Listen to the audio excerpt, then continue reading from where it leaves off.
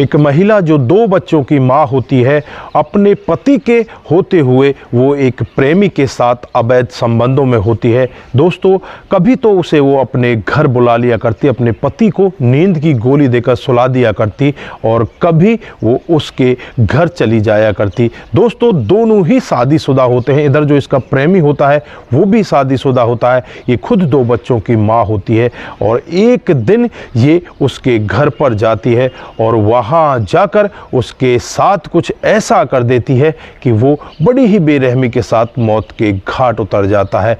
जब अगले दिन अड़ोसी पड़ोसी इस व्यक्ति की डेड बॉडी को देखते हैं तो ये जीने के पास पड़ी होती है। सभी को लगता है कि ये सीढ़ियों से फिसल गया है और इसकी वजह से इसकी मौत हुई है। लेकिन जैसे ही 2 दिन के बाद पोस्टमार्टम की रिपोर्ट आती है तो एक ऐसा खुलासा होता है दोस्तों, हर कोई व्यक्ति उस खुलासे को सुनकर एक बार के लिए सोचने के लिए मजबूर हो जाता है। दोस्तों, यहाँ पर इस महिला ने एक गलती की थी, उस गलती की वजह से ये पकड़ी जाती है। क्या था पूरा मामला, कैसे कैसे ये दोनों एक दूसरे के करीब आए, अगर आप लोग भी पूरी कहानी के बारे में डिटेल से जानना चाहते हैं तो वीडियो को जरा सा भी स्किप ना करें, लास्ट तक वीडियो को जरूर देखिएगा। आगे बढ़ने से पहले हमारी वही रिक्वेस्ट की जो हमारे चैनल के साथ नए हैं, कृपया करके चैनल को फॉलो कर लें, बेल आइकन को जरूर प्रेस करें। नमस्कार, जय हिंद। आप देख रहे हैं APH न्यूज़ राहुल रावत के साथ। दोस्तों, आज की जो हकीकत की घटना आप लोगों को बताने जा रहा हूं, उत्तर प्रदेश में एक जिला पड़ता है बरेली, और इसी का भोजपुरा थाना क्षेत्र है, और इसी के अंतर्गत एक गांव आता है समसपुर गांव। ये समसपुर गांव की 30 जनवरी 2025 की हकीकत की घटना है, जब अड़ोसी पड़ोस में ही रहने वाले इकबाल के घर की तरफ जाकर देखते हैं, उसका दरवाज़ा खुला हुआ है, और जब सीढ़ियों की बगल में इकबाल को पड़ा देखते हैं तो यहाँ पर आनन फानन में ही शोर मचने लगता है। अड़ोसी पड़ोसी सब इकट्ठा हो जाते हैं और आनन फानन में ही इकबाल को उठाकर उसे नज़दीकी हॉस्पिटल में ले जाया जाता है। लेकिन वहाँ जाने के बाद डॉक्टर साहब जब इसका चेकअप करते हैं तो इसे मृत घोषित कर देते हैं। दोस्तों, अब तुरंत ही वहाँ पर पुलिस को बुलाया जाता है। पुलिस डेड बॉडी को अपने कब्जे में ले लेती है। जब गाँव के लोगों से पूछताछ की जाती है और जब पुलिस भी वहां पर उस जगह का मुआयना करती है तो पुलिस को भी ऐसा ही लगता है, शायद ये सीढ़ियों से फिसल गया है, उसकी वजह से इसके सर में कोई चोट आई है और इसकी मौत हो गई है। सभी को ऐसा लगता है कि एक हादसा है। अब उसके बाद पुलिस डेड बॉडी को पोस्टमार्टम के लिए भेज देती है। उसके बाद जब 1 फरवरी 2025 को पोस्टमार्टम की रिपोर्ट आती है, रिपोर्ट में साफ खुलासा होता है कि इसका गला दबाया गया है, इसके शरीर पर कई चोटों के निशान है। पहले इसको वहां पर मारा गया, फिर इसे यहां लाकर डाला गया है। दोस्तों, जब पुलिस ये पूरा मामला देखती है तो पुलिस यहां पर शक करने लगती है। इधर जो इकबाल की पत्नी होती है, जिसका नाम शहनाज होता है, वो अपने मायके में गई हुई होती है। उसे जब पता चलता है तो वो सीधे भागते हुए अपने घर आ जाती है, और वहां आने के बाद दहाड़े मारकर रोने लगती है। पुलिस वाले उससे पूछने लगते हैं कि तुम्हारे पति की किसी के साथ कोई दुश्मनी, किसी के साथ कोई गहरी दोस्ती? तो यहाँ पर शहनाज कहती है कि हमारे पड़ोस में रहने वाली रुबीना, उसके साथ मेरे पति के अवैध संबंध थे। शायद उसने और उसके पति ने ही मेरे पति को मौत के घाट उतारा। उसके पति का नाम इदरीस है। दोस्तों, अब यहाँ पर पुलिस जो इकबाल होता है उसके मोबाइल की कॉल डिटेल निकालती है, रुबीना के मोबाइल की कॉल डिटेल निकालती है, तो पता चलता है 29 जनवरी की रात को करीब 10:30 पौने 11 बजे रुबीना ने ही इकबाल के पास फ़ोन किया था। अब यहाँ पर पुलिस का शक यकीन में बदलने लगता है। दोस्तों, इदरीस को गिरफ्तार किया जाता है, और गिरफ्तार करने के बाद इदरीस से जब सख्ती के साथ पूछताछ की जाती है तो इदरीस यहाँ पर टूटने का नाम नहीं लेता। वो कहता है कि साहब, मुझे इस सब के बारे में कुछ भी नहीं पता। अब यहाँ पर रुबीना को गिरफ्तार किया जाता है, और जब रुबीना से सख्ती के साथ बातचीत की जाती है तो रुबीना यहाँ पर टूटती हुई नजर आती है, और वो फिर एक ऐसा सत्य बताती है जिसे सुनकर हर कोई व्यक्ति दंग हो जाता है। रुबीना बताती है कि आज से कुछ दिन पहले का वाकया है, जब इकबाल इनके घर पर आया करता। यहाँ पर जो रुबीना होती है, इसका जो पति होता है वो दिहाड़ी मजदूरी किया करता है। रुबीना भी यहाँ पर काम काज करने के लिए साड़ियों पर कढ़ाई बुनाई का काम करती है। जो इकबाल है वो यहाँ पर उन साड़ियों को इनसे ले जाया करता और इनको उसके बदले में पैसे दे दिया करता। इसी दौरान में इकबाल और रुबीना आपस में एक दूसरे के करीब आ जाते हैं, और इतने ज़्यादा करीब आ जाते हैं कि एक दूसरे के साथ ये अवैध संबंधों में होते हैं।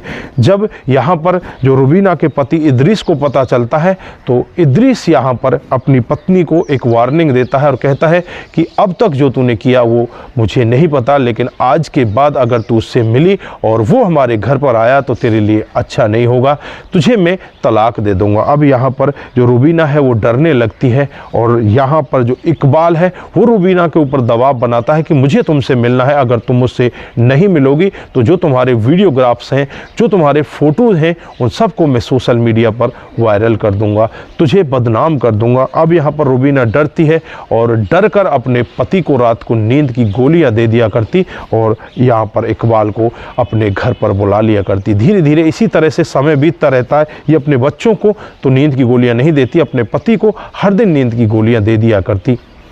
जब भी यहाँ पर इकबाल को इसको बुलाना होता है दोस्तों, अब एक दिन का वाक़या होता है जब इकबाल अपनी पत्नी के साथ अपनी ससुराल पहुँच जाता है।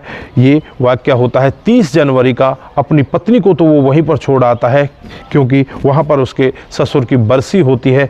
पत्नी को छोड़कर वो सीधे अपने घर आ जाता है और आने के बाद रुबीना से बातचीत करता है और उससे कहता है कि तुम्हें आज मेरे पास आना होगा, मैं घर पर आज अकेला हूँ, तुम्हें मेरे घर ही आना होगा। अब यहाँ पर रुबीना सोचने लगती है कि मैं कैसे आऊँगी, मेरा पति घर पर है। तो इकबाल रुबीना को 2 नींद की गोली देता और इससे कहता है कि अपने पति को चाय में नींद की गोली देकर तुम मेरे पास आ जाना। उसके बाद जो रुबीना होती है 2 गोली उसकी चाय में मिला देती है। रात को 10 बजे का वाक़या होता है, अपने पति को पिला देती है। उसके बाद पति गहरी नींद में सो जाता है। जो बच्चे होते हैं वो भी सो जाते हैं। लगभग 12 बजे का समय होता है। 12 बजे रुबीना इकबाल के पास फ़ोन करती है कि मैं तुम्हारे पास आ रही हूँ। उसके बाद रुबीना उसके घर पहुँच जाती है। इकबाल खुद उसे दरवाजे से अपने घर लेकर जाता है और फिर एक दूसरे के साथ बहुत प्यार भरी बातें करते हैं और बातें करने के बाद ही एक दूसरे के साथ संबंध बनाने लगते हैं। जो रुबीना होती है वो इकबाल के ऊपर होती है, इकबाल उसके नीचे होता है और वहीं पर एक मूसल पड़ा होता है। उस मूसल को उठाती है और उठाकर इकबाल के सर में मार देती है। इकबाल वहीं पर बेहोशी की हालत में चला जाता है। फिर उसके गले को दबाने लगती है और तब तक दबा कर रखती है जब तक उसके प्राण पखेरु नहीं उठ जाते। वहीं पर एक रॉड पड़ी होती है, अपने क्रोध को उस रॉड के जरिए यहाँ पर दिखाती है और उस मृत इकबाल के ऊपर ताबड़तोड़ रॉड से वार करती है और उसके बाद वो सीधे अपने घर चली जाती है। ये बात रुबीना खुद अपने बयान में दर्ज कराती है कि मैंने उसको इस तरह से मारा है। दोस्तों उसके बाद पुलिस रुबीना की ही तहरीर पर रुबीना के खिलाफ मामला दर्ज कर लेती है, लेकिन पुलिस को अभी भी वहाँ पर यकीन नहीं हो रहा कि रुबीना ने अकेले एक इंसान को कैसे मार दिया। अब यहाँ पर पुलिस छानबीन में लगी हुई है। पुलिस यहाँ पर इद्रीस से भी बहुत बार बातचीत कर चुकी है, लेकिन इद्रीस के खिलाफ कोई भी ऐसा सबूत पुलिस को दिखाई नहीं दे रहा और फिलहाल रुबीना को ही उसने गिरफ्तार करके जेल के अंदर बंद कर दिया है। दोस्तों यहाँ पर इकबाल की जो पत्नी है शहनाज, वो रो रो कर यही कह रही है कि मेरे पति के अवैध संबंधों की वजह से ही मेरा पति इस जहां को छोड़कर गया है। अगर मेरा पति सही होता तो उसे कौन मार सकता था। तो दोस्तों यहाँ पर आप लोग क्या कहना चाहते हैं कि क्या एक महिला एक व्यक्ति को मार सकती है या इसमें कुछ और छुपा हुआ है जिसका खुलासा होना भी बाकी है। दोस्तों पुलिस भी अभी इस पर यकीन नहीं कर पा रही है। पुलिस भी अपनी तमाम तरह की कोशिशों में लगी हुई है कि इसमें कुछ और बड़ा हो सकता है, कोई और भी इसका साथी हो सकता है, लेकिन जब वो आसपास के सीसीटीवी कैमरों को भी खंगालती है तो कोई व्यक्ति और वहां पर आता हुआ दिखाई ही नहीं देता। फिलहाल अब यहां पर रुबीना के ही तहरीर पर रुबीना के खिलाफ मामला दर्ज कर लिया है और उसे जेल के अंदर बंद कर दिया है। तो दोस्तों आज की इस घटना से हमें सीखने की ज़रूरत है कि अवैध संबंध कभी भी ठीक नहीं होते। अवैध संबंधों के चलते हुए कितने क्राइम हो जाते हैं। आज यहाँ पर रुबीना अपने बच्चों को, अपने पति को छोड़कर जेल के अंदर चली जाती है और जिस प्रेमी के साथ ये अवैध संबंधों में होती है आज उसे ख़त्म कर देती है। अगर ये उसके साथ इस तरह के संबंधों में ना होती तो उसे उसे आज ऐसा क्राइम करने की क्या ज़रूरत पड़ती। दोस्तों, क्राइम तब होता है जब इंसान कहीं ना कहीं से घुट जाता है। अब यहाँ पर रुबीना के वीडियोग्राफ्स और फोटोग्राफ्स उस इकबाल के पास होते हैं, उनकी वजह से रुबीना उसको इस तरह से बेरहमी के साथ मौत के घाट उतार देती है। तो दोस्तों, आप यहाँ पर क्या कहना चाहते हैं? आपकी जो भी राय है एक बार कमेंट बॉक्स में ज़रूर दीजिए। आज के लिए बस इतना ही, फिर मिलते हैं किसी नए मोड के साथ। तब तक के लिए आप अपना ख्याल रखें, परिवार का ख्याल रखें, सतर्क रहें, सावधान रहें। नमस्कार, जय हिंद, जय भारत।